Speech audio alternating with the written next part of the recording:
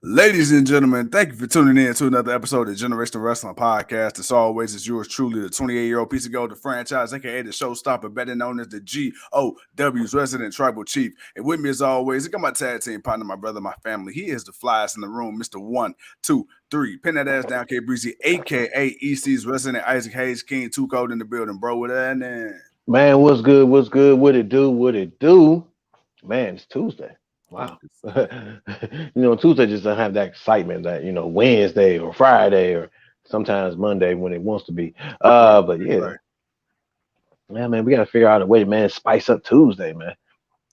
Well, speaking of spicing up, we doing our shooting from the hip, so we got lots and lots and lots to talk about today. Leo, what's good, bro? Leo says, who is excited for NXT? Not I, Not but I. Not not I. I. But hey, look, with all due respect, I will give them the respect of acknowledging they did have a pretty solid pay-per-view this past weekend. So Creed, boy, them Creed brothers.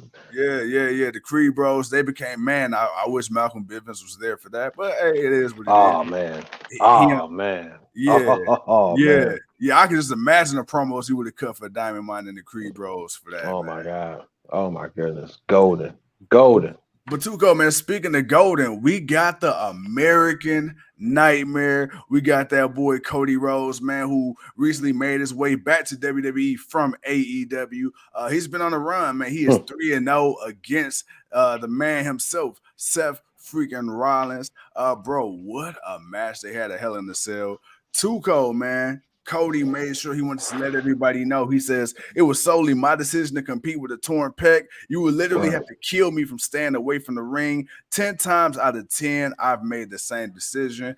A lot of people online are praising Cody, but then, of course, you got those trolls, man, who are saying that Cody was stupid and WWE was stupid for letting him do it. Tony Khan, if that would have been him and let Cody had done that, Tony Khan would have got crucified for that. Too cold, man. Hey, look, we seen the damage. Cody Rhodes, he's his own man. He went out there. Me and you, we kind of joked and we said, "Damn, man, I don't know about the protocol for this one." But Cody said, "Hey, look, man, it was my decision." Tuco, what did you think of Cody Rhodes' decision to go out there and wrestle with a torn pec, and also the speculation that he may be out for at least 6 months due to the injury he suffered? I mean, again, it was his decision. Yeah, People talk about the match he had with, I believe that was Andrade, where he lit the table on fire, where yeah, his wife yeah. Brandy got in the ring and got over happy with dosing put the lighter fluid on the table, like, and she literally lit the entire thing on Oh, fire. Like, Cody wouldn't have signed off on that unless Cody wanted to do that. So right. Cody would not have signed off on this unless Cody wanted to do it. Period. That's the thing that you have to remember, and that's one thing that people have to keep in mind. You can't forget Cody has cachet. Yeah, the booker may want to do something different, but at the same time, it's like, all right, we'll do this. But I think she just got a little over happy with the fire. But as far as him tearing his pec muscle tendon and showing up and wrestling with it, I mean, you said it best. He understood that this was the pay-per-view. Yeah. The big marquee match is the name of the pay-per-view. It's the one thing that people are really paying or were tuning in to watch. And that was Cody Rhodes versus Seth Rollins in a Hell in a Cell match. Yeah. So and he showed up for it. And that's where it's like, yo, if anything, if he had to, hey, I'm doing this. I'm not asking you. I'm not looking to you. I'm not talking to you. I'm not asking you nothing. The match is going to go on. I'm going out there and I'm going to do this show. I'm going to cut a promo on Raw. We're going to do what we do. And then I'm going to go get the surgery and I'll be back in a few months. And that's it. That's it. And I guess the thing that kind of confuses me is because you got these super hardcore WWE fans that's Keep talking. that's shitting on it, but nobody said nothing with Kenny Omega when his whole damn body was tore up from the floor up, and he was running around defending each and every single championship he had, and this man was literally the belt collector with championships fighting going all over from company to company, and his body was tore up, but he had hernias and all kind of shit wrong with him. Nobody said nothing about that. He got all the praise in the world, and then it's like Cody Rhodes. People want to sit up there and belittle Cody, but hey, Tuco, man, as we like to say, man, in wrestling. Oh, go ahead. I'm sorry. Go ahead, brother. Go. To be kind of fair, we didn't know of all the injuries Omega had.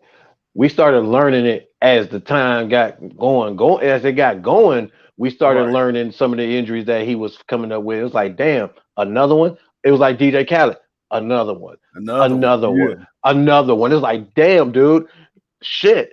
Okay, but so even for him to do that, yeah, you can say it's reckless, right? Because it was reckless of Cody. It was reckless of him, as it was reckless of Omega to do it, knowing that you could have done something to risk further harm. Yeah. Now, fortunately, he's in the ring with a guy that knows how to work the ring. Okay, this is where we got to give Seth Rollins his props on doing what he needed to do to sell the story of the match. And the story of the match was Cody's got this torn pec muscle. Yeah.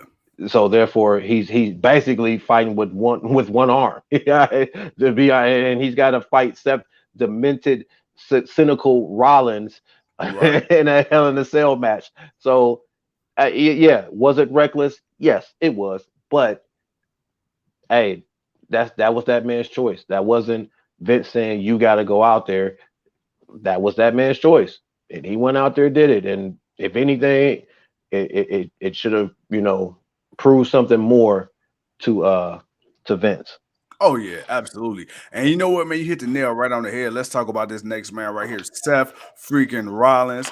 One of the best to do it, man. This guy has had some of the best trilogies in recent memory, man. He just had a hell of a banger with Edge last year. This year, him and Cody, they've been going at it, running it back. And I can honestly say every time they've ran it back, the matches have gotten better and better. Even with this one, man, even with Cody being hurt, dude, the fact he still went 20-25 minutes and Seth made it look believable. Dude, the way he took care of my boy, man, was impeccable. Hell of a guy. When you talk about the Iron Man match that he had, I believe at the beginning of 2018, 2019, my boy went 60 minutes at the beginning of Raw. Seth Rollins has shown that with the Shield, he's the superstar. By itself, he's the superstar. He is indeed Seth freaking Rollins. Bro, I know we still got a little bit of time left in his career, but Seth Rollins, man, can you see Seth being the first ballot Hall of Famer? Of course. Hell yeah. Okay. I mean, anybody that watches wrestling, when he was with the Shield, you saw him or Dean Ambrose as being the stars. Yeah. Not so much with Roman, not at first. Right. But you knew there was potential. And as the years, and then once he broke away from the Shield and he came down and cashed in at WrestleMania, the Money in the Bank contract, right, entered the match, walked out between Roman Reigns and Brock Lesnar. Seth Rollins walked out the WWE Heavyweight Champion. Yo, that was pretty much it. And he had a nice little run until he got hurt. And then when he came back and he went to that workhorse mentality, I'm sorry, man. Seth Rollins was Seth freaking Rollins. He was the whole freaking show. Like it was Monday Night Rollins. Like it really truly was Monday Night Rollins. It's like when Seth Rollins came on, that is like, all right, man. All right, now the show's on. Now it's Monday Night Raw. No more longer Monday Night Raw. It's like how Raw used to switch from Monday Night Raw to Raw's War, where Raw was switched from Monday Night Raw to Monday Night Rollins. And he would put on a hell of a match. And so yeah, most definitely, man. He's always been, and his character, you hate it so much that it's working. Like it's so over the top that it works. And you boo it or you cheer it, and when he comes out, you sing to his theme music, And no matter what it is he does, you're gonna boo him. But then again, Yeah. you know it's Seth Rollins, so you know you're gonna get something good out of it. So yeah, most definitely. And he's got the credentials to definitely back that up. And you know, one of the most important things, especially in the sport of professional wrestling, especially in this day and age where attention span is so short, is guys like Chris Jericho have proven, Mankind, Mick Foley, Cactus Jack, Dude Love, guys like that. They Undertaker. They've proven that in order to have successful long careers, man, you got to reinvent yourself. I mean, hell, even Hollywood Hulk Hogan, he had to reinvent himself a time or two. The Rock had to reinvent himself a time or two. So Eddie Guerrero, Yeah, so on and so forth. With that being yeah. said, Tuco, man, we talk about the greatness that is Seth freaking Rollins. Do we see Seth Rollins getting a world title anytime soon? It's been a while for him. It's been a while for Kevin Owens. And when you kind of think about it, you don't realize until you kind of put into perspective, like, man, it's been years. Do we see Seth freaking Rollins getting another one anytime soon? And how many more do you think he's going to get, if you had to guess, before it's all said and done? Honestly, with the injury of Cody, I'm not sure. That's why I asked you. That's why I asked you. But also, something I gotta take away from Raw is Bobby Lashley is on this new face turn. He's out there as a contender. Drew McIntyre is a contender. So, you got those possibilities. I don't know if any one of them are gonna beat man, don't put that back. Chris, we're not doing Goldberg no more. Goldberg is done. It's over. We're not bringing back Goldberg. Nobody wants to see that. Yeah, man. I don't really see any of them really beating Roman, but Yeah. we got to see how long Cody's going to be out. This may have just pushed it back a little further, honestly, to be real. But because Roman has 2 titles, I have some weird feeling. If there is a title change, if the plans were for Cody to win it at SummerSlam, that's changed. So if it now moves to Drew winning the WWE Championship or something like that at the Clash at the Stadium thing that they get, Clash at the Castle. Maybe. I'll give you that, but outside of that, we'll see how long Cody's out before they decide to make a choice. Tuco, man, let's talk about our girl, man, the EST of the WWE, the roughest, the toughest, the fastest, the strongest, the BEST, the best. Boy, first of all, okay, now I want to. This is about Bianca Belair, but bro, I want to focus on the women's division just for a split second before we single out Bianca. Dude, the women have been carrying the product on their back the last few months, bro. Asuka, Becky, Bianca, the whole feud that they've got going on, they've really picked up the slack, especially with the absence of Sasha and of course Naomi. Bro, Charlotte, she's out for a little bit, doing her thing, just got married. Brother, let's talk about the EST of WWE, Bianca Belair. She still never got that NXT championship. It was a slow start to her career when she first came into Monday Night Raw, and she was part of the catering crew for a minute, so they really found out what to do with her. But the one thing I will say is when they pulled the trigger, they never looked back. Bro, let's talk about Bianca Belair, man. First of all, her Hell in a Cell performance, like I said, really good. But man, watching her from her transition from NXT to where she is on the main roster right now, former SmackDown champion, former women's current Raw Women's champion. What are your thoughts, man, on the growth and the improvement of Bianca Belair? And do you see mainstream success in her future outside of WWE? I see mainstream success in and out, regardless. Because she's got it. She's got it. That's there. As far as her rise, I that was the one thing that bothered me because I thought, she would get at least one good run before they called her up, but they called her up early. Which, again, like you say, they called her up and they didn't know what to do with her. But it was like you could have let her stay a little bit, get that championship, and then it's like make your choice even more defiant. or not, or more definite that you wanted her to come up. But that's just the fan in me wishing. Um, Again, when she did get here, no, they didn't really know what to do with her. They didn't know if they wanted to be a heel or a face or whatever.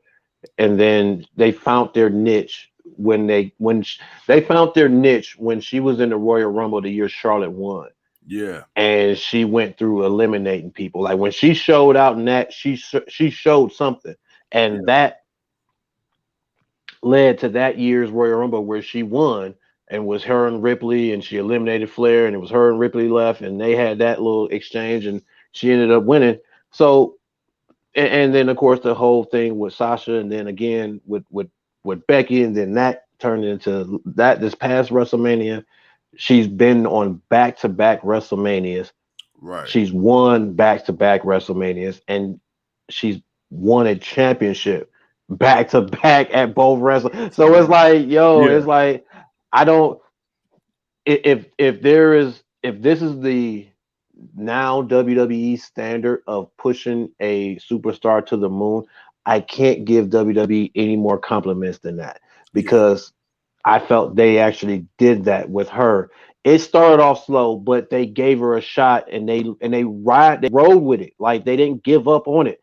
And that's the one thing I wish they would do a lot more. It seems that they're doing that now, because on SmackDown, though it may be a bit silly, I do like the fact that you got like the entire women's locker room gunning for Ronda Rousey. Like Yeah. they're Yeah. not afraid of her like before. Like, nah, like yeah, she is who she is, but nah, that's our championship. We want that championship. Like I don't Right. mind that. Yes, knowing that some of those women have been there for a while and they've been doing nothing, and you kind of forgot about them. It's Right. like you kind of got to get reacclimated with some of them, and just like, but at the same time, you have to remember this isn't the version of them that you liked about them in NXT. If you Yeah. really watch wrestling and you watch NXT and you've seen them go from there to the main roster, well, you've seen so many of them flip flop on what they were going to be. You kind of lost interest in them. So Right. outside of that, I do like that, and just overall, man, the women's division, Rhea Ripley. I mean, her turning heel and joining Judgment Day, and we're gonna talk about that. But that was great for her.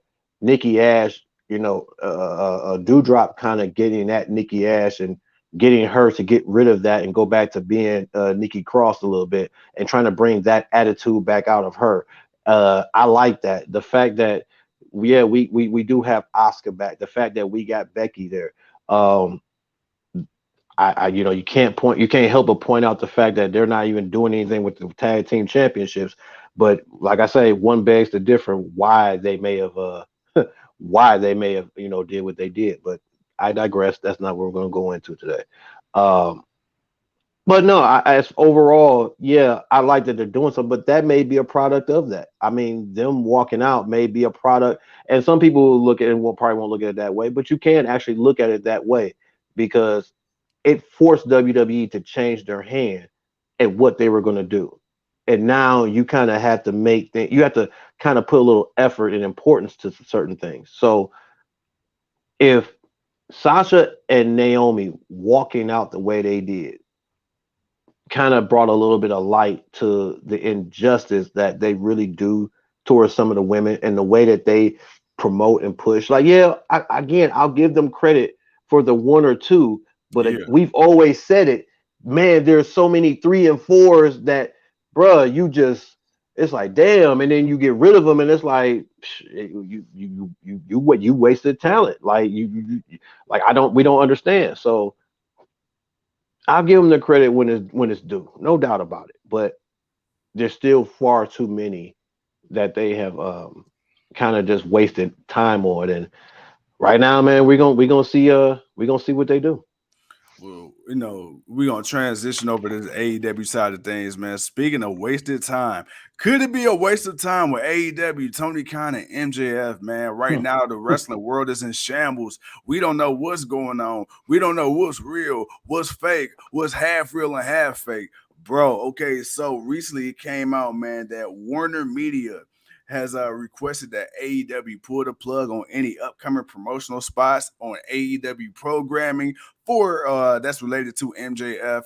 Obviously, this comes after his big old pipe bomb that he dropped and detonated this past week. But bro, my thing is this: you get some rumors of talent backstage being unhappy because everything is so hush hush. People don't really know what the situation is with Tony Khan and MJF.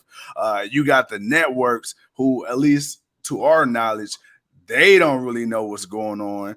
And then you got Tony Khan not really saying anything, but you got MJF saying everything.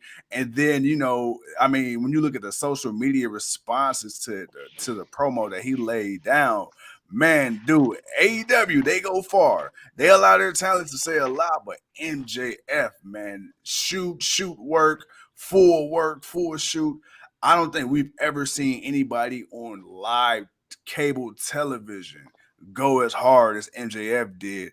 And I guess my question to you would be, where does AEW, mainly Tony Khan and MJF, where do you go from here? I mean, your contract is still 2 years away. So if I'm Tony Khan, I'm not letting them go. But if this is indeed true that they're requesting that MJF get removed from promo material, I would assume missing more meet and greets and stuff like that. Where do you go from there? Ring of Honor.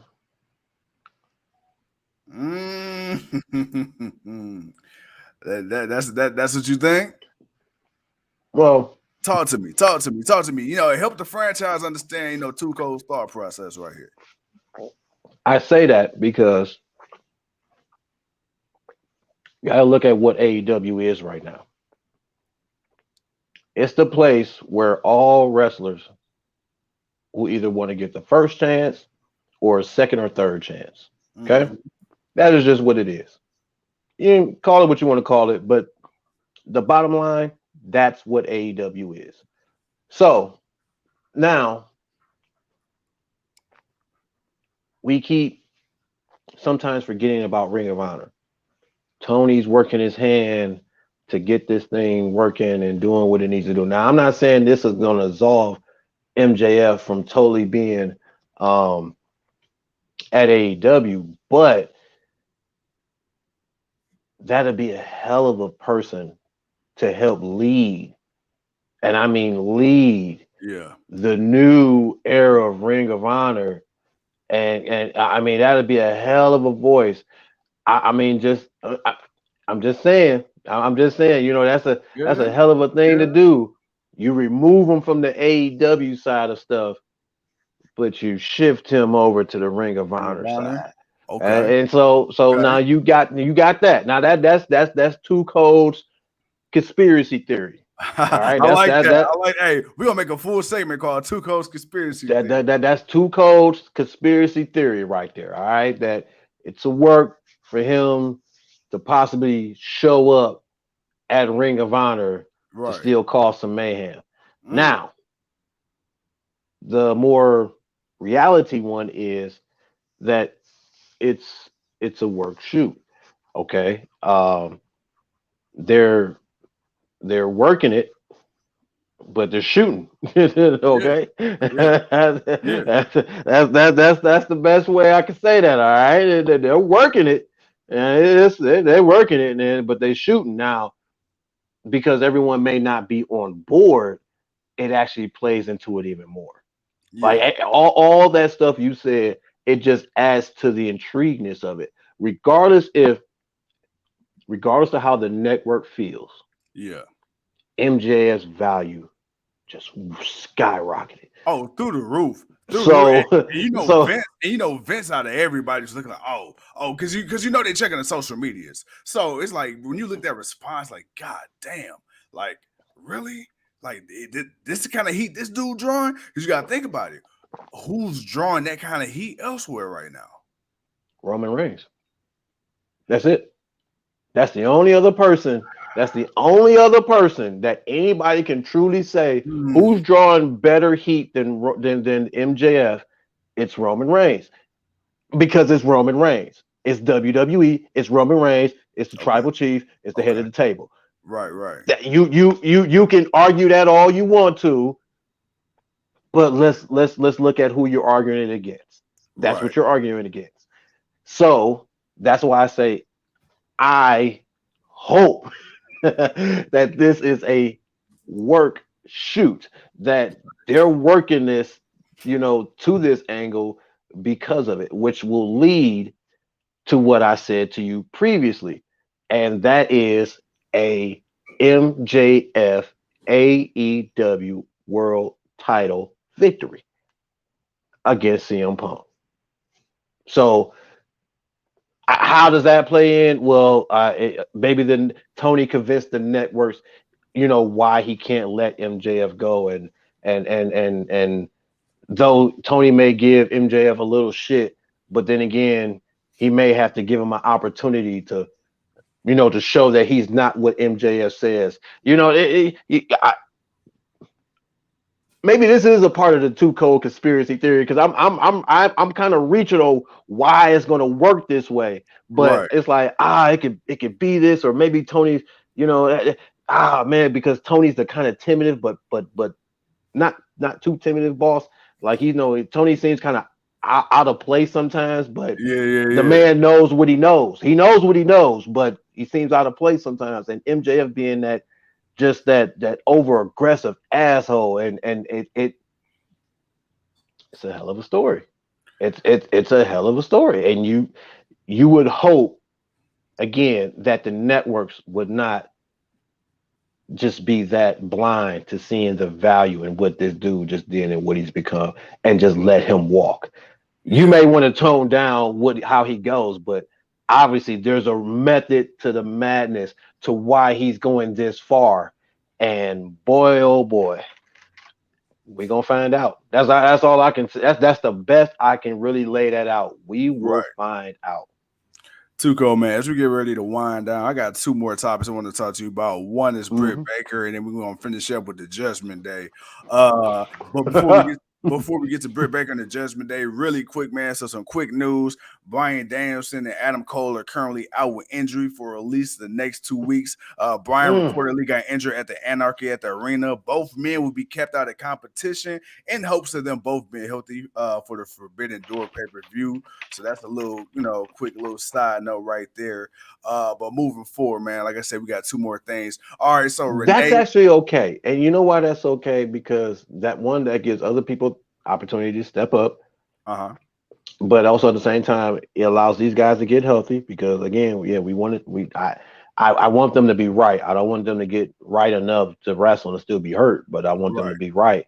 Because I want to see them further after that.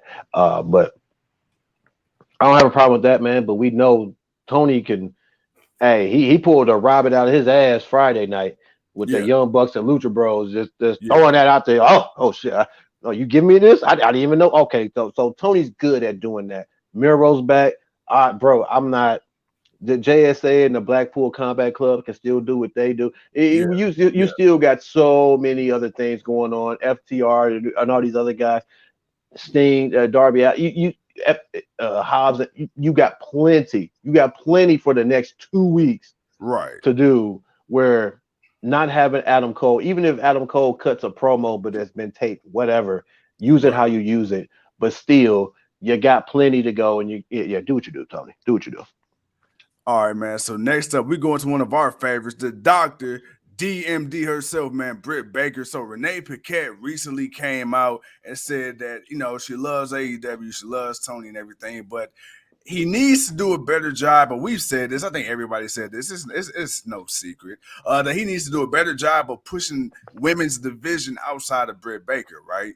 And Hmm. even with Britt Baker lost the title to Thunder Rosa, even though she's won a belt that she's not going to necessarily defend, just that quick, just to keep her busy, she won the Owen Hart thing, right? The Owen Hart Foundation, a tournament for the women's side, and that's kind of been a big thing.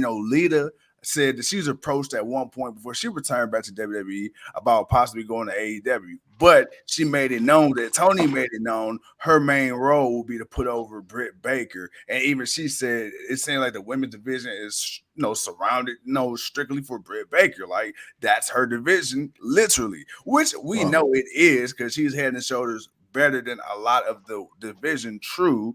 But at some point, man, you got to give her other people to face, and not just her, but you need Yeah. other people to get elevated for the division as a whole. You know, Jade Cargill still green, but we love her, right? She's definitely improved. Ty Conti, she's improved. Anna Jay, she's improved. Chris Statlander, future champion. We know that. It's just a matter of time. Ruby Soho, she's proven herself at other companies. Now let's see what she can do in AEW. Tony Storm, same thing. Bro, what do you think of Renee's recent comments on Britt Baker and everything she said about the women's division? No, I agree with it. Because we already said we saw Britt Baker being the star when AEW started. When we were looking like, all right, who's their female star? It's gonna be her, Britt Baker. That's who the star is. That's who it is. So yeah, I've had no problem with it. The problem is them building her to actually be the star. That took a little minute. Now that she's finally there, yeah, it is a bit. It's weird because it is, but when you look at it, man, she's taking a lot of losses. Like Yeah, you gotta think about that. Like Britt Baker, yeah, she's won the 8 women's championship and she held it for a nice little time, but Britt's taken quite a few pins. I mean, not just lost matches and tag teams, but I mean, actually have taken the pin. And so it's like, what's going on, Kimberly? what up, So Kim? it's like, yeah, it's like, I get it that they're not wrong. It do feel that way, but at the same time, it's like, but Britt, but I guess the problem is the payoff. Like though she may take pins, she may take certain losses to kind of build certain things up, but Yeah, sometimes it's the payoff. But the payoff was good because we all knew where we wanted it to go. Like when she won, we wanted it to make it to Thunder Rosa, right. and it did that. It went down the line through other people. They got their opportunity, but we all knew, all right, Britt's got to have it for a while. She's gonna beat it a little few people. She may take a loss here and there to kind of like give the oh no, she may lose. And but we all know it was going to Thunder Rosa. It got to Thunder Rosa. We got the payoff.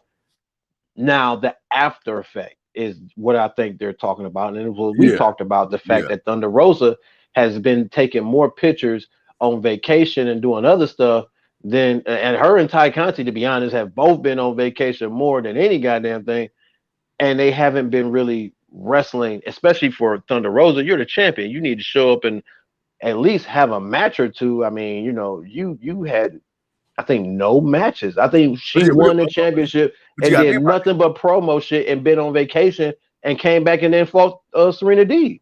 But see, I see, and that's the thing, and Leo said it. He said, a lot of people are complaining about Britt being featured too much. My thing is, I don't mind seeing Britt being featured, but I feel like Britt getting featured almost as much as when she was the world champion. And you got Thunder Rosa, who got, dude, we say this all the time. When Thunder Rosa was climbing her way to the world title, dude, it was like it felt like Britt Baker was that champion, and then you had Thunder Rosa. It felt like even when she was wrestling for NWA, it felt like Thunder Rosa was always like that number 2 in AEW. And if AEW was to ever sign Thunder Rosa, oh, bet we already know who's taking the title for Britt Baker.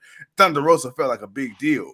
I feel like now Thunder Rosa, I know in my heart she's a big deal, but I feel like the way she's being portrayed, I feel like almost as if she's being suppressed to kind of keep Britt like here, and I don't think it's nothing intentional per se, but I think they put so much into Britt Baker being the face of the women's division that honestly, outside of Jade Cargill, they've kind of kept everybody else here and Britt here. Because even when Britt Yeah, lose, look yeah, at the TV time she get. Even when Britt loses or wins, Britt Baker's matches out of the women's divisions, 9 times out of 10, Britt's got the longest match. If she's in it, it's gonna be pretty much a decent match. Like you really don't see a bunch of Britt Baker squashes unless she's going up against a jobber. yeah, So I think that's kind of the thing. It's like Thunder's the champion, and dude, you feel like an afterthought, like Hangman. Same thing. I feel like it's just the other side of it. When Hangman was chasing for the title, bro, for years, for 2.5 years, we were clamoring for Hangman. That's like when he got it, it felt super underwhelming. It's like, you yeah. know, But to be again, be fair. You know, he did just have a baby, so True. True. that was part of the reason why he didn't have the title match at All In when he was Yeah. supposed to have it. So it was like, but and obviously he was taking time going back and forth and dealing with that. So I give that a pass because I understood that or better yet, let me say that better. I was willing to understand that. Okay, where some people weren't. So but it could have but at least he did eventually start showing up and having matches. Right. And he was actually just wrestling on the show, and actually doing some stuff. So he actually did do that. Thunder Rosa didn't do that. Like Right. if she didn't even do half of what Heyman did. Yeah. That's my thing. Like if she Yeah. did at least half of what he was doing, I wouldn't say so bad. But she didn't even do half of him. Right. And we already saying Heyman didn't do a lot, or we didn't feel like he didn't do. He could have did a little bit more. Yeah. So I agree with them that it is about Britt Baker, but I also see Jamie Hayter coming big out of this, I do being too. Yeah. alongside with Yeah. Britt Baker. Like I do see a positive with Britt Baker. Like it is her, but it's her because AEW, that was the only woman she had. What did we keep saying? We kept saying they have to bring in more women. And now that injuries aside, we've gotten more women to to be in the company, Yeah. even regardless if they're WWE or not. Now we have that plethora of women. So now it's about giving them their time. And in order to give some of them time, some of them got to go against Britt Baker. Like, True. man, if she's the standard in AEW, and you want to come in and look legit, even if you do have some of a respectable name, man, you gotta go fight Britt. All right, cool. But at least let's give, let's not keep Britt in all the big title picture, Yeah. conversation. Right now, she hasn't gotten that rematch. You think about it, she's lost the title. She has not gotten that rematch. And it's been a couple of months now. So uh that may work that down the line. We'll see how long Jay Cargill is going to be TBS champion, because I wouldn't be surprised if Britt don't go after that, just to kind of have that claim of being TBS and AEW Women's Champion, the first one to do it. I'm Right. sure that's going to be on her docket, which is fine. I have no problem with that. But yeah, no, I agree with them, but it is what it is. Too cold, man. Last topic of the night. It's been setting social media ablaze. You and I, we done talked about it, brother. We got the Judgment Day. So we had Edge teasing the newest member of Judgment Day, and then lo and behold, man, he Which got everyone knew it was going to be Finn Balor, by the way. yeah, Everyone knew yeah. Finn Balor was going to be the new member. We just didn't know what was going to happen afterwards. Yeah, well, speaking of what happened afterwards, man, your boy Finn Balor, he came out. Damian Priest beat the holy high hell out of Edge, put his ass through a table, and then we get Finn Balor as the new leader, it seems, of the Judgment Day. It seems like Edge is going to, well, it doesn't seem, it's been listed that internally he is now back to being a babyface already. A lot of speculation is due to his contract status, also with Cody Rhodes being hurt, with Roman Reigns being out. You're missing quite a bit of star power. So Edge, back to babyface we go. But I will say this: as much as I hate that it had to happen this early, I will say this: I'm liking the fact that we're getting a heel Finn Balor. We've been wanting this. We've been wanting this On the series main roster. on the On the main main roster. roster. On the Right. You main know what I'm roster. saying? Well, what do you say? The cat's out of the whatever the hell The he mouse, said. the mouse came out to play, and the cat's gonna chase it, or some bullshit. He Yeah, said. some bullshit. He That was the one time. That was the one promo of him going back to NXT that just like, wait a minute, okay, dude, that one, no, that I didn't. He said it way better than that, yeah. and it sounded tough, but at the same time, it was like the cat in the mouse. No, you know what? I got you, man. Like, no, man, My boy said he's the kitten's meow, and then the words the of Carol cat's Baskin, meow. all you cool kids and cool cats and kittens. but Man, but outside of all that, I yeah, loved all his yeah, other promos. That was just the one that just got to me. That's why we mentioned it. But him coming out and saying, what Ripley and Priest helped him realize, Yeah. and then them coming to a realization. And I understand, yes, okay, Cody's hurt. You need a baby face. Right. But you put so much time. Like, how does okay, you're banking on the fact that Edge is Edge. That's Right. the only way that this works because Yeah. Edge is Edge. But even with that being said, how does this really how's this really going to jail? Oh, now Edge gonna go back to being the rated R superstar because he can't be the psychological villain no more. Like what? Yeah. Like come on, man. Like Right. I like so obviously the injury angle is going to have him off TV for a while. Yeah. Okay, Styles is going to be relied on heavily more. Riddle may be relied on heavily more. You're going to have some guys that you're going to have some people step up. You're doing the brand togetherness now where guys show up on different brands. That was the one match I meant to watch. I meant to see the Usos and the Street Profits. I didn't watch that one. I meant to watch that one. But I don't even think much happened from it. But it still it's still gonna leave some question, man, as far as Edge. Like, dude, you created this group. We don't know you. Remember? You said you think you know me. No, you remember you said we never did. Remember this, Edge? You can't tell us that all this stuff, and all of a sudden, man, we're finna go back and say, on this day, Like I I hear do know you. You look real familiar. like, I seen your ass like, 3 months ago. like, are you serious, dude? Like, are Yeah. you for real? Like, Right. come Right. on, man. Like, it could have they could have drawn that out a little better. But I whatever, man. Whatever. It may work because it's Edge. Because it's Edge, people may take the flashy light and accept it Yeah. and move on. I mean but I like the beatdown. But like you, I like that, Edge and Priest is he's kind of being the priest that he was at NXT as far as just his Yeah. heel character charisma and Yeah. just the way the charisma and just the confidence that he has that he had then that now that he came in he did the good old boy job with what's the name Bad at Bunny. WrestleMania with Bad Bunny. The Yeah. company liked him. They gave him a little run with the U.S. Championship.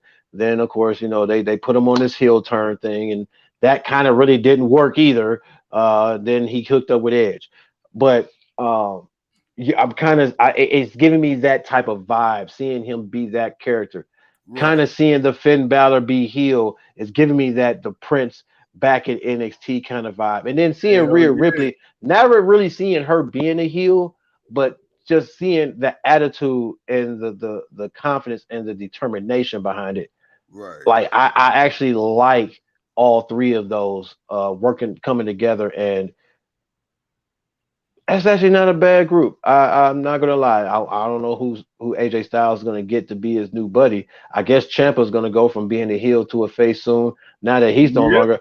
I mean, Lacey Evans just went from a heel to a face to a heel to a face. So yeah, man. I don't know, man. I'm just I'm gonna just see who the crowd cheers and boo for. I don't know, man, but yeah. Other than that, the beatdown. I mean, yeah, the beatdown served a purpose. And then of course Rhea Ripley's the new number one contender to face Bianca Belair. Yes, sir. Uh, so that's going down at Money in the Bank. I don't think she's gonna lose it, but then again, it's WWE. So, but no. Other than that, man, nice beatdown. Definitely want to see them three get pushed. Don't know how far they're gonna go, but we know how WWE gets with factions. They don't really last too long unless they're in the bloodline. Yeah, man. Yeah, but As you see, Judgment Day didn't last. Well, the old Judgment Day didn't last, but the new version it seems to be all good. it's like the brew and then the new brew and then the new brew. And it's the Brew 3.0. Oh my god, bro. And that's really what it is. But Tuco, man. Hey, look, really quick before we get out of here. Gotta let the people know, man. This Thursday, uh 4 o'clock, we got wrestling legend, badass herself. We got one of the heads of the women's impact, division, creative, and all that good stuff, man. She's an OG in the game. We got Gail Kim coming on the show to promote Slammiversary that we got coming up. We're gonna talk a little Impact Wrestling. We're gonna talk her, her 20+ year career. And yeah, man, we about to get it in. It's about to be on like a pot of naked bones. So Too Cold and I, we really excited about that. And we got a lot of good stuff coming y'all way, man. But Too Cold, before we get off the air, man, any final thoughts before we leave the people? Gail Kim, baby. And that's the bottom line because Too Cold says so. Ladies and gentlemen, thank you once again for tuning in to another episode of Generational Wrestling Podcast. As always, is yours truly, the 28-year-old piece of gold. He's Too Cold. And we'll be right back tomorrow with our AEW Dynamite Review Show because it's Wednesday and you know what that means. Peace.